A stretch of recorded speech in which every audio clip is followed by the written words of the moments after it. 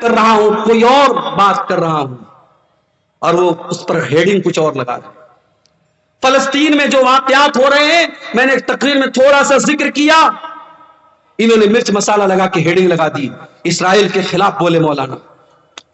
اب India T V والے نے کل چلا دیا میرا بھی ویڈیو. اب بھائی میڈیا والا تو تلاش کرتا ہے نا یوٹیوب پر, آپ کی بھڑکاؤ ہیڈنگ نے جلتی میں تیل کا کام کیا. جو بات میں نے بولی نہیں اس کا بھی ذمہ دار مجھے قرار دے دیا. کیوں ایسا کام کرتے ہو میرے بھائی؟ ایسی گندی گندی تصویریں میرے فوٹو کے ساتھ لگا کر کے ہیڈنگ لگا دی. کنوارے لوگ نہ دیکھیں اس کو, شادی شدہ لوگ دیکھیں. اب آدمی سوچتا ہے پتہ نہیں مولانا نے ایسی کون سی باتیں. اس طریقے کی الٹی سیدھی ہیڈنگ اور تھمبنیل لگا کر کے آج یہ چینل والے 4 پیسے کما تو لیں گے میرے بھائی, مگر کل اللہ کیا جواب دینا پڑے گا. تو نے ایک عالم کی عزت, ایک مقرر اور ایک تقریر کرنے والے خطیب کی عزت پر تو نے بٹا لگانے کی کوشش کی ہے, اور تو نے پیسے کے لیے تو اس حد تک گر گیا. اللہ کا جواب دینا پڑے گا میرے پیارے ساتھیوں. کل قیامت کے دن ہم سب کی زندگی کا نام اعمال اور ہمارا کچا چٹھا اور ہماری پوری ویڈیو فائل, ہماری پوری ویڈیو ریکارڈنگ, ہماری زندگی کی ایک ایکٹیویٹی ہمارے سامنے رکھ دی جائے. وَوَجَدُوا مَا عَمِلُوا حَاضِرًا, تم نے جو بھی عمل کیا ہوگا سب تمہارے سامنے آ جائے گا. وَلَا يَظْلِمُ رَبُّكَ أَحَدًا, اور عبدالغفار صاحب کی فائل میں وہی بات ہوگی جو انہوں نے کیا ہے. منیر الاسلام صاحب کی فائل میں وہی بات ہوگی جو انہوں نے کیا ہوگا. مولانا بدرالدجا صاحب کی فائل میں وہی بات ہوگی جو انہوں نے کیا ہوگا. ہر انسان کی اپنی فائل ہوگی, اپنی کتاب ہوگی. اللہ تعالیٰ کسی کے ساتھ کوئی ظلم نہیں کرے گا, کسی کے ساتھ کوئی اتیاچار نہیں کرے گا. تو احسان کا ایک مطلب یہ ہے میرے بھائی کہ جو بھی عمل کرو اللہ کو راضی کرنے کے لیے کرو, کسی کو دکھانے کے لیے مت کرو. مگر وہ دور ختم ہو گیا. پہلے کے دور میں لوگ نیکی کرتے تھے تو چھپ کر کے کرتے تھے. کہاوت تھی نیکی کر دریا میں ڈال, کہاوت تھی نیکی کر دریا میں ڈال. آج سوشل میڈیا کا دور آ گیا, اب کہاوت بدل گئی. اب نیکی کر اسٹیٹس پر ڈال, نیکی کر انسٹاگرام پر ڈال, نیکی کر فیس بک پر ڈال, نیکی کر واٹس ایپ پر ڈال, نیکی کر اخبار میں ڈال, نیکی کر میڈیا میں ڈال. نہیں میرے پیارے ساتھیوں, اپنی نیکیوں کو برباد نہ کرو. ان تعبد اللہ کانک تراہ, احسان یہ ہے کہ تم اللہ کی جب بھی عبادت کرو, جب بھی تم کوئی نیک عمل کرو, یہ سوچ کر کے کرو ہم اللہ کو دیکھ رہے ہیں. اور اگر یہ سوچ نہ سکو تو یہ سوچ کر کے کرو کہ اللہ ہم کو دیکھ رہا ہے. بوجھتے پاریں احسان کا مطلب سمجھ گئے؟ یہ کیا ہے؟ کسی نے چندہ دیا ہے, سونے کا ہے. ماشاء اللہ, یہ کسی ماں بہن کی طرف سے یہ سونے کی, ہمارے اس کو ناک کی کا نہیں, ناک کی مچھی. چلو بھائی یہ نیا نام پتہ لگا, ناک کی مچھی آئی ہے. اللہ تعالیٰ اس بہن کے صدقے کو قبول فرمائے اور اللہ تعالیٰ اس صدقے کو اس کی نجات کا ذریعہ بنا دے, آمین. تو احسان کا پہلا مطلب میں نے آپ کو سمجھا دیا. اب احسان کا دوسرا مطلب سمجھ لو. اتنا سمجھا کہ کوئی نہیں بولے گا بھائی, میں ایک بات بیچ بیچ میں بنگلہ میں بھی سمجھاؤں گا, تھوڑا آپ کو ہنساؤں گا بھی انشاءاللہ. احسان کا دوسرا مطلب, جو کام کرو پرفیکٹ کرو. اللہ کے نبی کو وہ کام پسند تھا, کانا اذا عمل عملا یتقنہ, اللہ کے پیارے نبی جب بھی کوئی کام کرتے تھے پرفیکٹ کرتے تھے. کام جب بھی کرو صحیح کرو. اگر آپ نماز پڑھتے ہیں, ہمارے بہت سارے بھائی جب نماز پڑھتے ہیں ان کو یہ بھی پتا نہیں کہ ہاتھ کہاں باندھنا ہے. کوئی نیچے باندھ رہا ہے, کوئی بالکل اوپر باندھ رہا ہے, کوئی پیٹ پر باندھ رہا ہے. بھائی صاحب, نہ پیٹ پر ہاتھ باندھنا سنت ہے, نہ ناف کے نیچے سنت ہے, نہ بالکل اوپر سنت ہے. سینے پر ہاتھ باندھنا ہے. رکوع میں جانا ہے تو پیٹھ کو بالکل برابر رکھنا ہے, پیٹھ کو اور سر کے لیول کو برابر رکھنا ہے. سجدے میں جانا ہے تو کم سے کم بدن کا 7 حصہ زمین پر ہونا چاہیے. دونوں ہاتھ زمین پر ہونا چاہیے, دونوں گھٹنا زمین پر ہونا چاہیے, دونوں پیر کی ہتھیلی زمین پر ہونی چاہیے, اور ناک اور ماتھا زمین پر ہونا چاہیے. نماز پڑھ رہا ہے آدمی لیکن صحیح طریقے سے نہیں پڑھ رہا. احسان یہ ہے آپ جب بھی نماز پڑھیں صحیح طریقے سے پڑھیں. اللہ کے نبی نے دیکھا ایک آدمی نماز پڑھ رہا ہے, بہت جلدی پڑھ رہا ہے, پھٹافٹ پڑھ رہا ہے. آپ نے جب اس نے سلام پھیر لیا، اس نے آ کر کے اللہ کے نبی کو سلام کیا، آپ نے سلام کا جواب دیا اور آپ نے فرمایا ارجع فصلی فإنک لم تصلی، اے میرے بھائی جاؤ تم پھر سے نماز پڑھو، تم نے نماز نہیں پڑھی۔ صحابی پھر گئے، پھر سے نماز پڑھی، پھر آ کر کے سلام کیا، آپ نے سلام کا جواب دیا، آپ نے کہا تم جا کر کے پھر سے نماز پڑھو، تم نے نماز نہیں پڑھی۔ 3 بار ایسا ہو گیا۔ صحابی بولے اللہ کے نبی میں تو اپنی طرف سے اچھی نماز پڑھ رہا ہوں، مجھے نہیں پتا کہ اس سے اچھی کیسے پڑھی جاتی ہے۔ آپ نے نماز کا طریقہ بتایا، آپ نے فرمایا جب تم نماز میں کھڑے ہوا کرو اطمینان سے کھڑے ہوا کرو، سکون سے کھڑے ہوا کرو، اللہ اکبر کہہ کر کے ہاتھ باندھا کرو، سورہ فاتحہ پڑھا کرو، کوئی سورت ملا لیا کرو، پھر جب رکوع میں جایا کرو اطمینان سے رکوع کیا کرو، جب رکوع سے اٹھا کرو اطمینان سے کھڑے ہو جایا کرو، پھر آرام سے سجدہ کیا کرو، پھر آرام سے سجدے سے اٹھا کرو، اطمینان سے نماز پڑھا کرو، تب جا کر کے تمہاری نماز پوری ہوگی۔ احسان کا ایک مطلب یہ بھی، جو کام کرو پرفیکٹ طریقے سے، صحیح طریقے سے کرو۔ یہاں تک کہ جب آپ جانور کے گردن پہ چھری چلا رہے ہو، اللہ کے نبی فرماتے ہیں اذا قتلتم فاحسنوا القتل واذا ذبحتم فاحسنوا الذبح، جب تم اپنے جانوروں کو ذبح کرو تو صحیح طریقے سے ذبح کرو، اس کا طریقہ سمجھ لو کہ کہاں پہ چھری رکھنا ہے، کون سی رگ کو کاٹنا ہے، کب کاٹنا ہے۔ جب ذبح کرو تو صحیح طریقے سے ذبح کرو، اپنی چھری کو تیز کر لیا کرو، چھری ایسی نہ ہو کہ بیچارہ جانور تڑپ تڑپ کر کے مرے، چھری اتنی تیز ہو کہ ایک بار چھری چلاؤ اور جانور کی جان نکل جائے، چھری کو پہلے سے تیز کر لو تاکہ اپنے جانوروں کو آرام پہنچاؤ۔ تو یہ ہے احسان کا دوسرا مطلب۔ احسان کا تیسرا مطلب بھلائی کرنا، اچھا سلوک کرنا، اپنی زبان کے ذریعے، اپنے عمل کے ذریعے فائدہ پہنچانا، احسان کرنا۔ اور جب احسان آپ کریں گے تو سب سے پہلے کس کے ساتھ کریں گے؟ فرمایا وَبِالْوَالِدَيْنِ احسانا، اپنے ماتا پتا کے ساتھ، اپنے ماں باپ کے ساتھ آپ کو احسان کرنا ہے۔ مولوی صاحب میرے باپ نے میرے ساتھ بہت غلط کام کیا ہے، میرے باپ نے جائیداد سے مجھ کو بے دخل کر دیا ہے، 4 بھائیوں کو جائیداد میں حصہ دیا اور مولوی صاحب میرے باپ نے مجھ کو جائیداد میں حصہ نہیں دیا۔ آپ کے باپ نے غلط کیا، ناانصافی کی، ظلم کیا، آپ کے باپ کی اللہ تعالیٰ کے یہاں پکڑ ہوگی، مگر پھر بھی اس غلط کرنے کے باوجود آپ کی ذمہ داری ہے وَبِالْوَالِدَيْنِ احسانا، آپ اپنی ذات سے اپنے ماں باپ کو تکلیف نہ پہنچانا، جہاں تک ہو سکے ان کے ساتھ اچھا سلوک کرتے رہنا۔ بہت مشکل کام ہے مگر کرنا ہے۔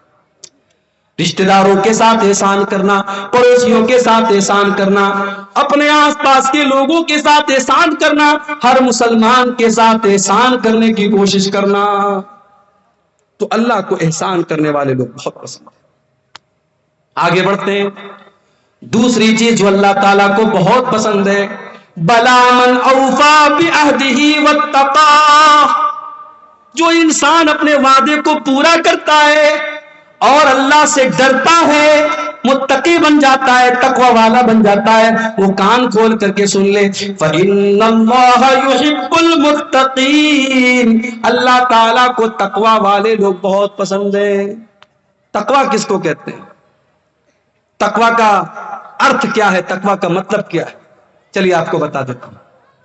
تقوی کا مطلب یہ ہے کہ میرے اور گناہ کے بیچ میں ایک رکاوٹ آ جائے، ایک آڑ آ جائے کہ نہیں یار یہ گناہ کا کام ہے، میں نہیں کروں۔ ہمارے اور گناہوں کے بیچ میں ایک رکاوٹ آ جائے، اللہ کا ڈر آ جائے، اللہ کا خوف آ جائے، اسی کا نام تقوی ہے۔ اللہ کے نبی ایک واقعہ بیان فرماتے ہیں کہ 3 دوست تھے جو ایک مرتبہ سفر پہ جا رہے تھے، راستے میں بارش ہونے لگی، پہاڑ کے اوپر تینوں چڑھ گئے، ایک گفا تھی، ایک غار تھا، تینوں غار کے اندر داخل ہو گئے۔ اچانک ایک بہت بڑا سا پتھر آیا اور غار کا منہ بند ہو گیا، تینوں غار کے اندر قید ہو گئے۔ اب تینوں نے آپس میں مشورہ کیا کہ ہم لوگ تو بہت بڑی مصیبت میں پڑ گئے، اب چلو ہم لوگ اللہ تعالیٰ سے کوئی دعا کرتے ہیں، کوئی ایسا عمل اللہ تعالیٰ کے سامنے بیان کرتے ہیں جو عمل ہم نے اللہ تعالیٰ کو خوش کرنے کے لیے کیا تھا، ہو سکتا ہے کہ اللہ تعالیٰ ہمارے اس عمل کے بدلے ہماری مصیبت ختم کر دے۔ پتہ یہ چلا زندگی میں کچھ نیکیاں ایسی کر کے رکھو کہ جو صرف آپ کو پتا ہو اور اللہ کو پتا ہو، مصیبت پڑنے پر اور آزمائش آنے پر اللہ سے کہہ سکو کہ اے اللہ وہ نیکی میں نے صرف تیرے لیے کی تھی اللہ، کسی کو نہیں بتایا تھا، کوئی نہیں جانتا تھا، اس نیکی کا حوالہ آپ دے سکے۔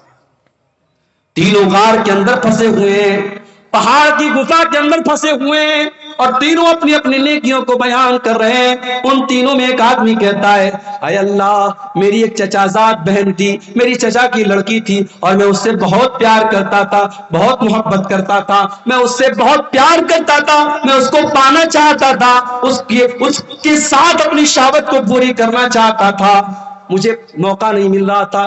ایک مرتبہ ایسا ہوا کہ گاؤں میں سوکھا پڑ گیا، قحط سالی پڑ گئی، لوگ اناج کے دانے دانے کو ترسنے لگے۔ وہ چچا زاد بہن، وہ چچا کی لڑکی میرے پاس آتی ہے اور مجھ سے مدد مانگتی ہے۔ میں کہتا ہوں میں تجھ کو 100 درہم دوں گا یا 100 دینار دوں گا۔ درہم کا بھی لفظ حدیث میں آتا ہے، دینار کا بھی لفظ حدیث میں آتا ہے۔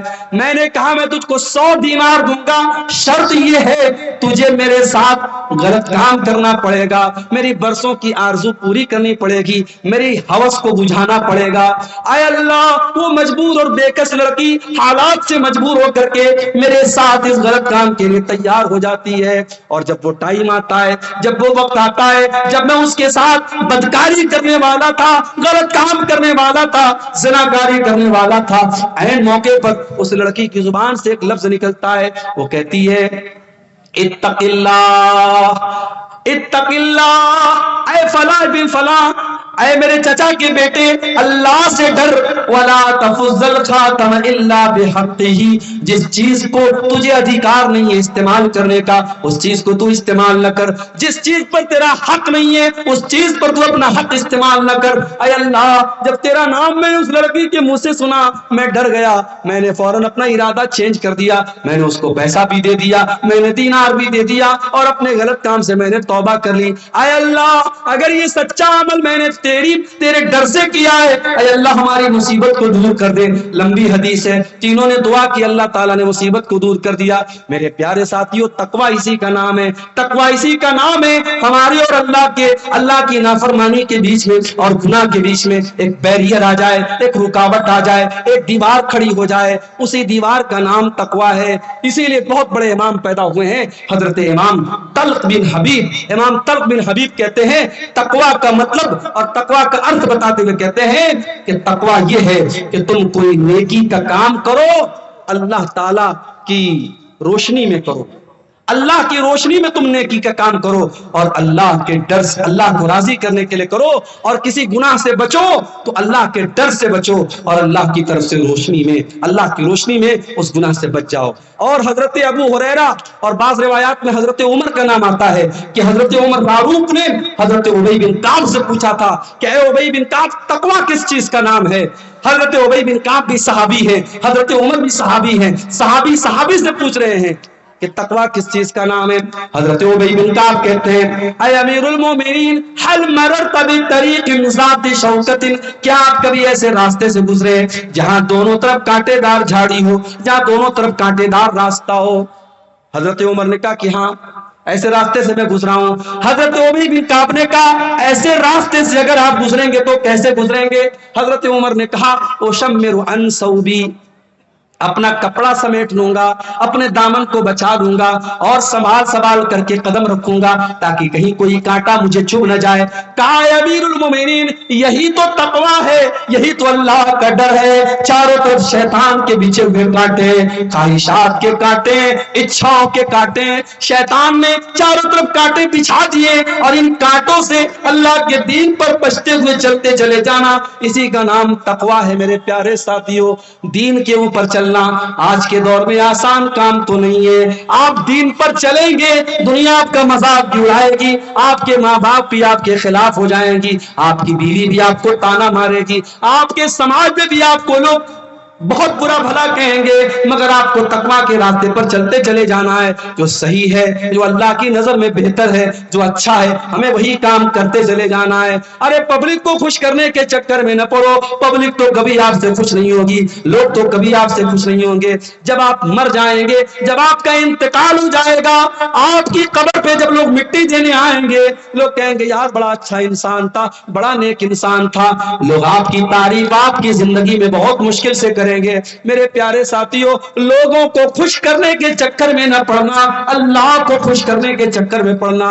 اسی لیے ایک مرتبہ حضرت معاویہ رضی اللہ تعالیٰ عنہ نے حضرت عائشہ کو خط لکھا اور کہا کہ اے اماں عائشہ، مجھے کوئی مختصر سی نصیحت کر دیجئے جو میرے کام آئے. تو حضرت عائشہ نے اللہ کے پیارے نبی کی حدیث لکھ کر کے بھیج دی.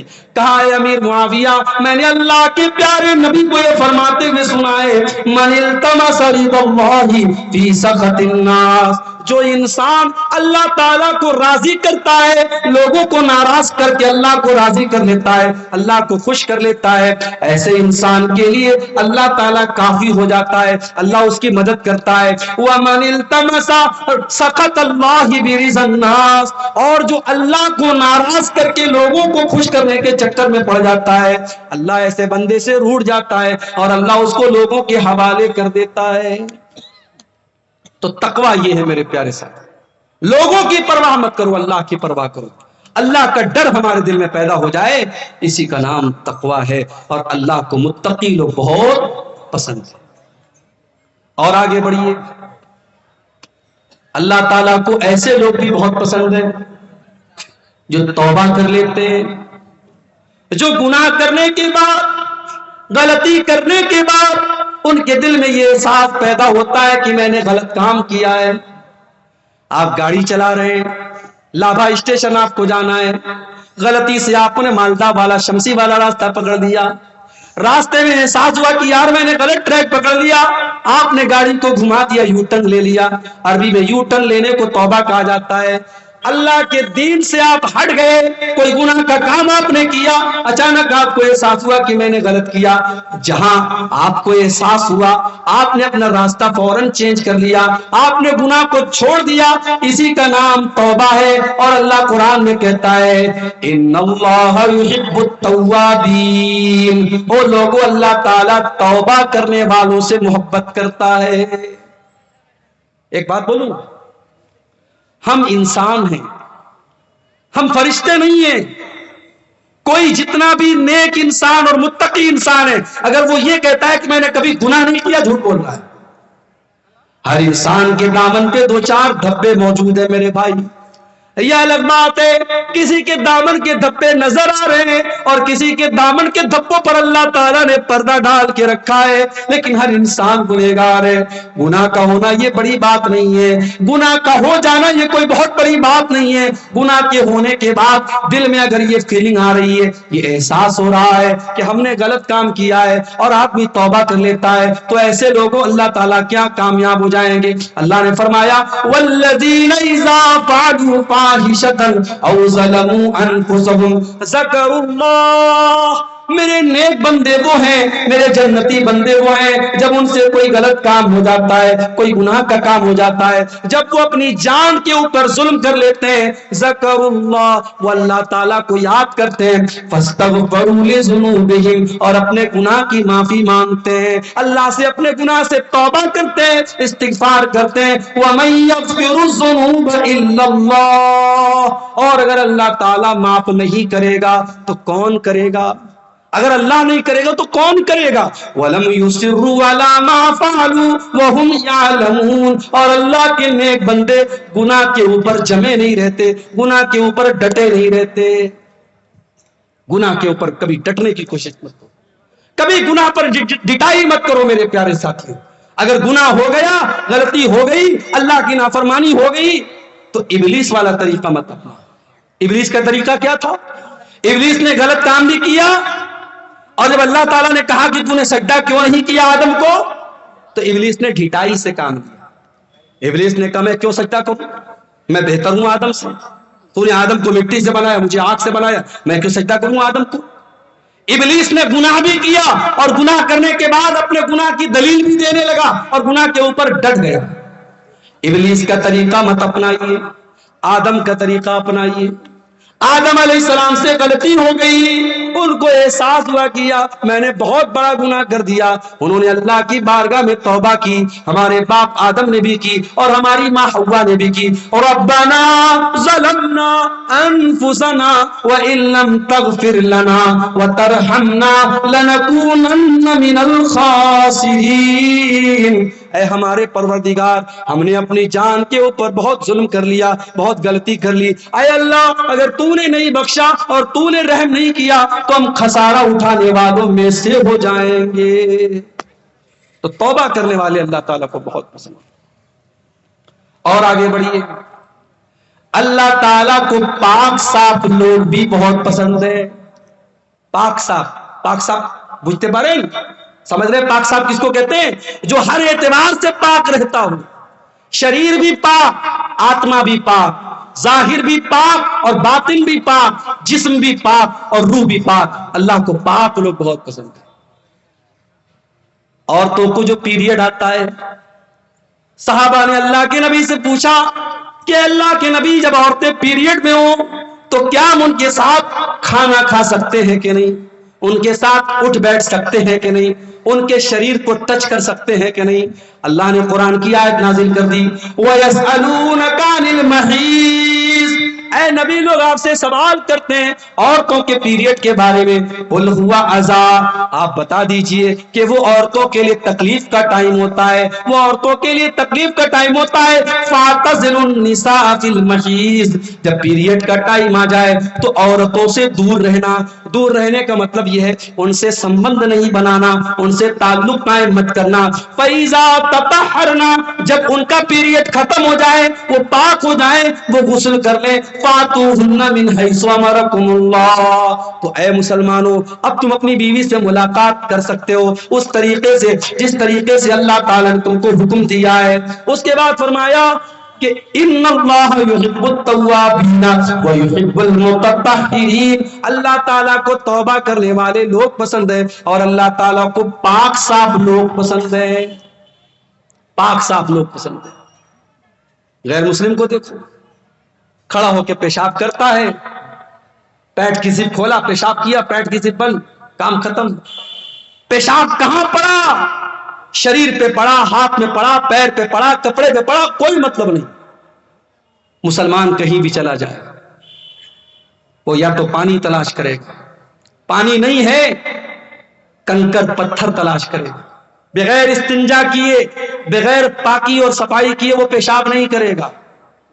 اور یہی فرق ہے ہمارے اور دوسروں کے بیچ میں، ہمارے نبی نے ہمیں پیشاب اور پاخانہ کرنے کے آداب بھی بتائے ہیں، میرے استنجا کرنے کے آداب بھی بتائے ہیں، کیسے استنجا کرنا ہے اور کیسے نہیں کرنا ہے۔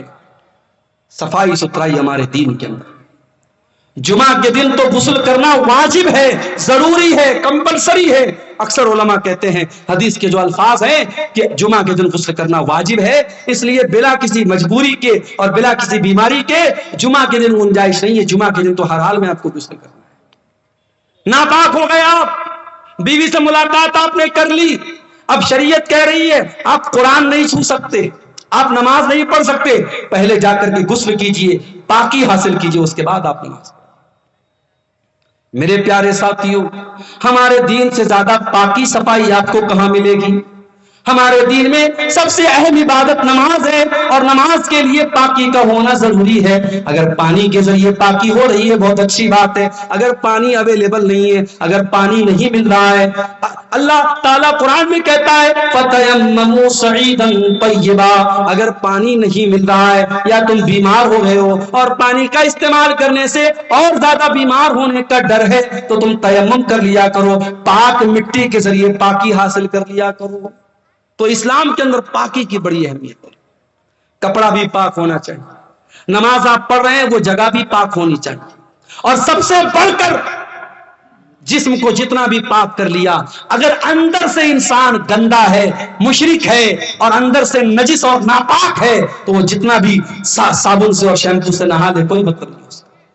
اسی لیے قرآن کہتا ہے انما المشرکون نجس، مشرک لوگ ناپاک ہیں، فلا یقربوا المسجد الحرام، جو مشرک ہے وہ ہماری مسجد کے قریب نہ آئے، وہ خانہ کعبہ کے قریب نہ آئے۔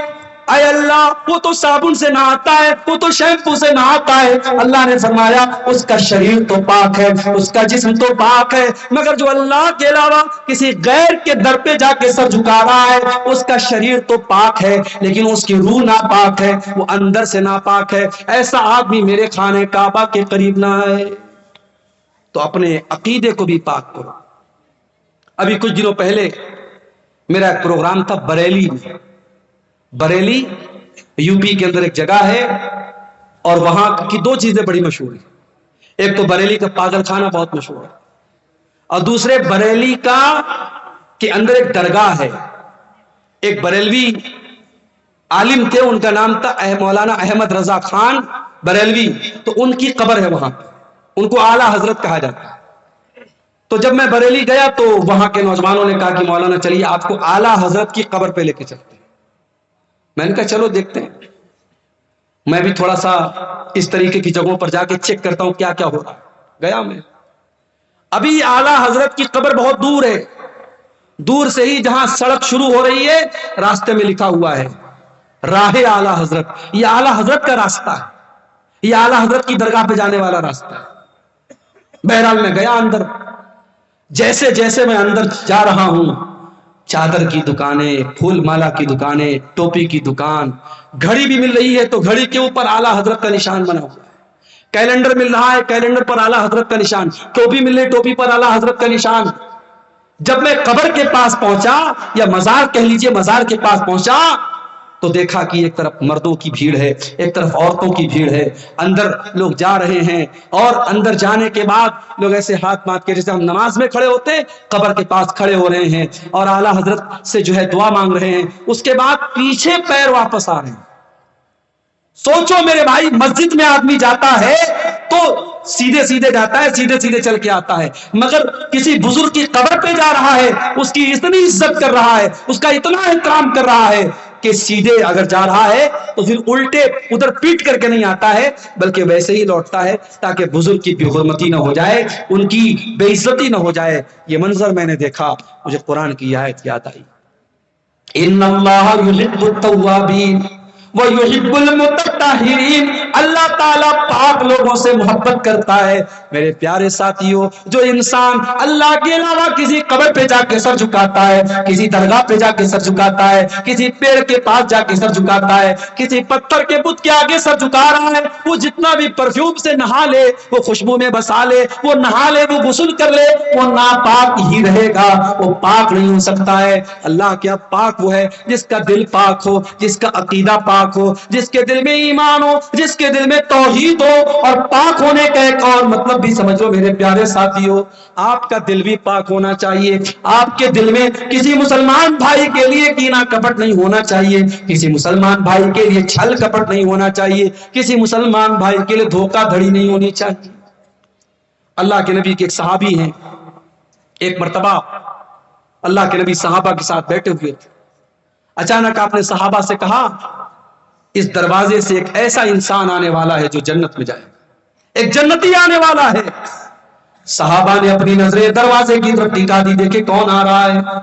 صحابہ نے دیکھا کہ ایک انصاری صحابی وضو کر کے چلے آ رہے ہیں, اور داڑھی سے وضو کا پانی